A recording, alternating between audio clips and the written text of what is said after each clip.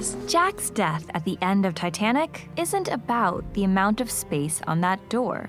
There's an ongoing debate about whether Jack could have fit on the door with Rose. Was it big enough for both of them? Could the life jackets add buoyancy? Or would the hypothermia have killed Jack anyway? Cameron said, quote, "You're underwater tying this thing on in 28-degree water. So by the time you come back up, you're already dead." Director James Cameron himself has said that Jack had to die. But why is that? Based on our experiments, we have to find that they both could have survived on that board. I think you guys are missing the point here. The script says Jack dies. He has to die. The true reason that Jack has to die doesn't lie in the physics of surviving very cold water, but in the inner logic of the story. Jack has to die because he exists in order to empower Rose and give her the will to live. You must promise me that you'll survive. That you won't give up. And once that story purpose is fulfilled, he's gone.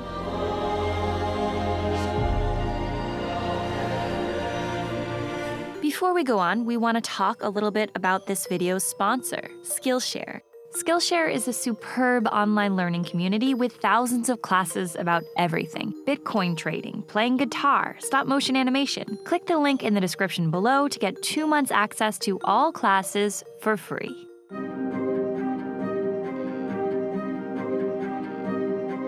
When we look back on Titanic as a culture, we tend to fixate on the insanely iconic romance scenes. I'm flying!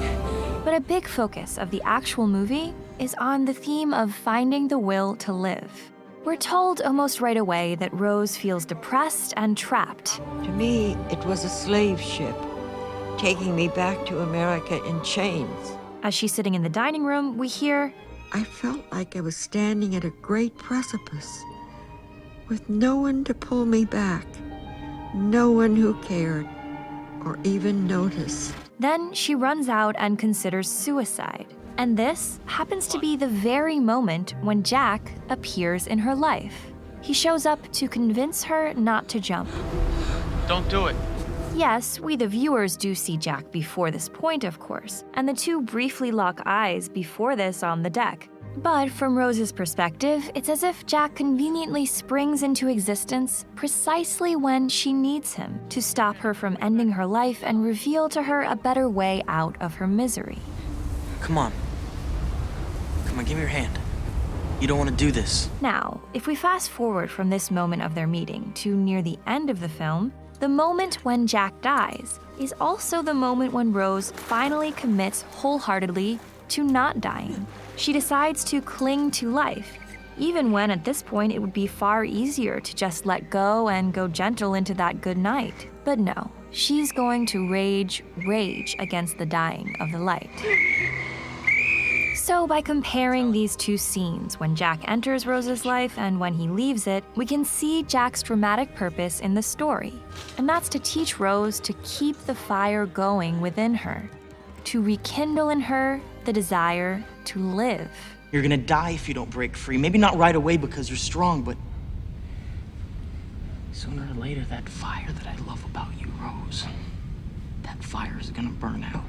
Rose feels she's trapped because it's inconceivable in her society to leave a man as rich as her fiancé, Cal. Your father left us nothing but a legacy of bad debts hidden by a good name. That name is the only card we have to play. But Rose is deeply unhappy with Cal. I know what you must be thinking. Poor little rich girl. What does she know about misery? No, it's not what I was thinking. What I was thinking was, what could have happened to this girl to make her think she had no way out? Before the Titanic hits the iceberg, money, expressed as the classes on board, seems all important, especially to the people in first class. Ain't nothing to it, is there, Jack? Remember, they love money, so just pretend like you own a gold mine and you're in the club. But when we're facing down death, all the riches in the world are suddenly revealed to be worthless. The movie illustrates this perfectly when Cal tries to bribe First Officer Murdoch for a seat on the lifeboat. But this man is about to die, so what use is money to him? Your money can't save you any more than it could save me. Aside from the fact that first-class women and children get priority on the lifeboats, if your ship is going down, what does it matter what class you're going to die in? Will the lifeboats be seated according to class? Near the end of the movie, we're told Cal commits suicide after losing much of his money in the crash of 29. But the crash of 29 hit his interests hard, and he put a pistol in his mouth that year. So because Cal can't understand that money really isn't everything, it's as if he never actually learns what the value of life is. When the older Rose throws the heart of the ocean into the water at the end, she's again rejecting Cal's value system and the idea that wealth matters anywhere near as much as those inner spiritual things that drive us. So Rose is giving the heart of the ocean back to Jack and recognizing the way that he restored her heart to her, helping her find the fire within that she needed to live this long, full life. So that old woman, she's just a liar, right? And a bit of a tramp, if you ask me. So, as much as our pop culture remembers Titanic for the romance, Hey, you cry every time somebody talks about Titanic. Those two had only each other. fittingly, the deepest theme of this movie about so many tragic deaths is finding the will to live. In order for Rose to recapture her will to live, she needs to honestly face what's wrong in her life and cut that out. Committing to being alive means committing to living authentically as oneself. I'd rather be his whore than your wife.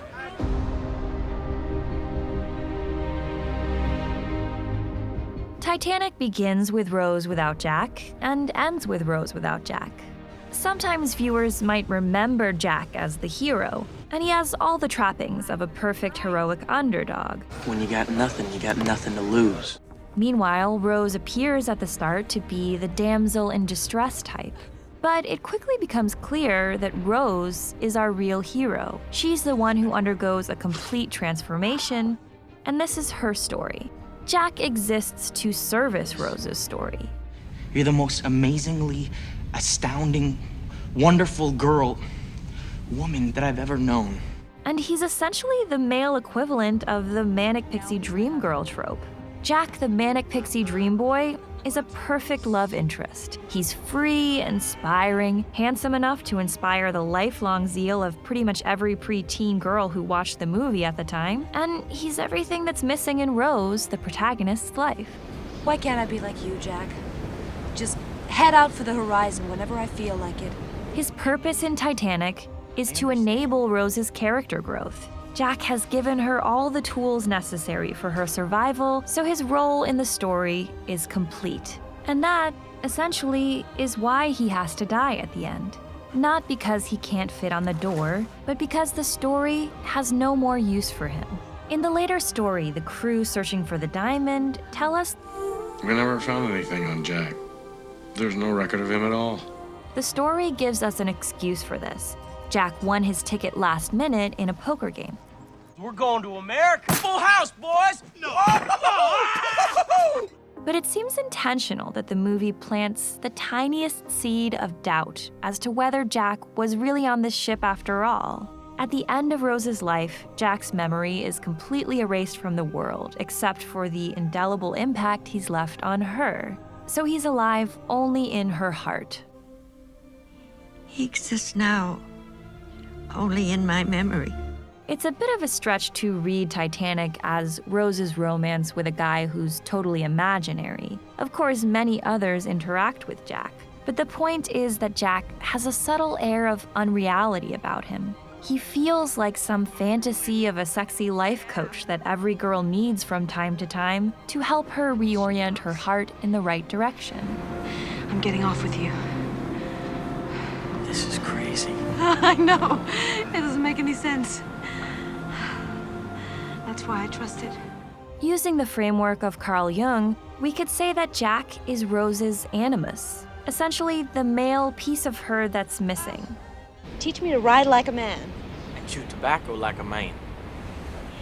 and spit like a man. So in Jung's view, a woman getting in touch with her animus often involves finding strength of will and determination to act. These are things that historically society hasn't really encouraged in women. It's so unfair. Of course it's unfair. We're women. But as soon as Rose merges with Jack, her animus, she becomes daring and bold, her own woman. I'm not a foreman in one of your mills that you can command. In an incredibly accelerated timeline, she ditches her fiancé and turns her back on her family and social class. Rose shows sexual agency too, actively pursuing Jack in their romance. Jack, I want you to draw me like one of your French girls. Put your hands on me, Jack. And after she has sex with Jack, Rose is assertive, holding and comforting him. You're trembling. When she finally arrives on the other shore, she assumes a new name in a new country. Dawson. Rose Dawson. Taking his last name is a symbolic commitment to Jack, representing the idea that in her secret mind, she is forever married to him. But if we say that he's her animus, her marriage to this piece of herself would symbolize a promise that she'll never abandon her own agency and will again. Jack's death can be read as the moment when her animus ceases to be something separate from her, and the result is Rose Dawson.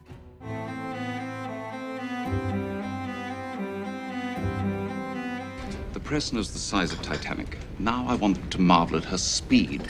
To Rose, the Titanic doesn't symbolize progress and the future. To her, this ship is a prison. And the Titanic that we're shown when it's still thought to be unsinkable is a microcosm of a very structured, oppressive, unequal society. That you hold a third-class ticket and that your presence here is no longer appropriate. It's symbolic that Rose wants to literally jump ship because she can't bear what her future holds for her.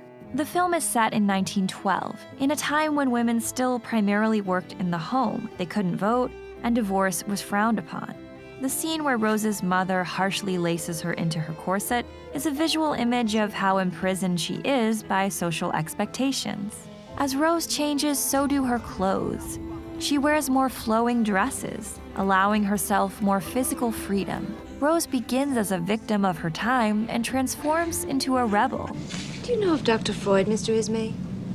His ideas about the male preoccupation with size might be of particular interest to you. Freud, who is he? Is he a passenger? Rose's spatial travel through the ship visually represents her mind's journey to reject the social constraints she's believed before now were unbreakable. The Titanic was a cultural symbol of might and power, the unsinkable ship.